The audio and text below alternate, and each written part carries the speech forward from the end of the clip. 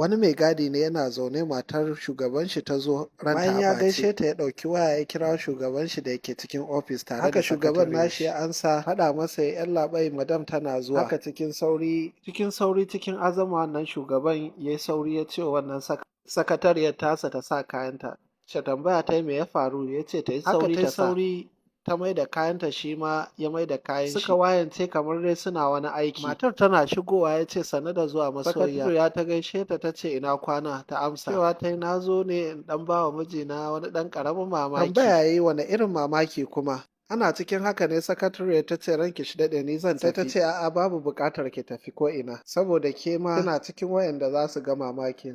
tambaya yi wani irin mamaki sai ta ce hakikanin gaskiya ban ji daɗi ba zama na a gida kuma kwana biyu ba na gane kanka haka yasa na sa kyamara a ofis ɗinka ba tare da ka sani ba mamaki ya ce CCTV a nan kuma cikin ofis sai tambaye ta to me kika gani ne ta ce wannan ai ba matsala ba ne matakar na shiga ciki na kunna shi yasa na zo ofis ɗinka don na haɗa ta na jona laptop sai ka gani sai ce haba masoyiya babu buƙatar haka ina aiki kuma akwai muhimman abubuwa da nake duba ki bari ba haba masoyi minti biyu kawai ya wadatar ba ni inda kake zaune haka ya sauri ya tashi ya koma gefe inda ta ɗau wuri ta zauna ne ta kalli sakatariya ta ce to yaya kike a aiki sai wannan sakatariya ta ce lafiya lau sai wannan matar ta ce na zo na ɗan dame ku ko sai sakatariya ta ce a'a babu damuwa ruwa ta aikin ku yayi kyau tun haka sakatariya duk ta ruɗe ta fara wasu maganganun da ba a tambaye ta ba laifin oga ne ba na nuna mai ma ni ba ni da ra'ayi amma nuna ba zan samu promotion ban ba abin da yake so ba taimaka ki gafarce ni ba zan sake irin haka ba kada ki kore ni dan Allah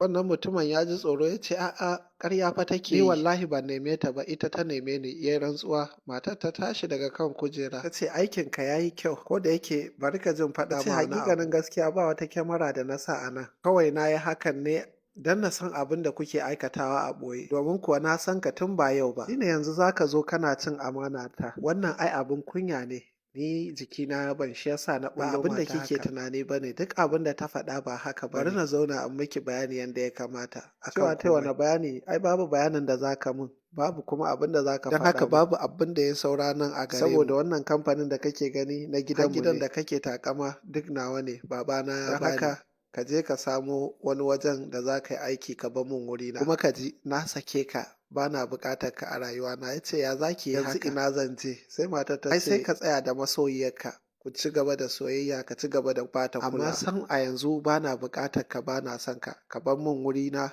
ka bar mun ofis ina aka ci gaba da kiranta yana ta saurare shi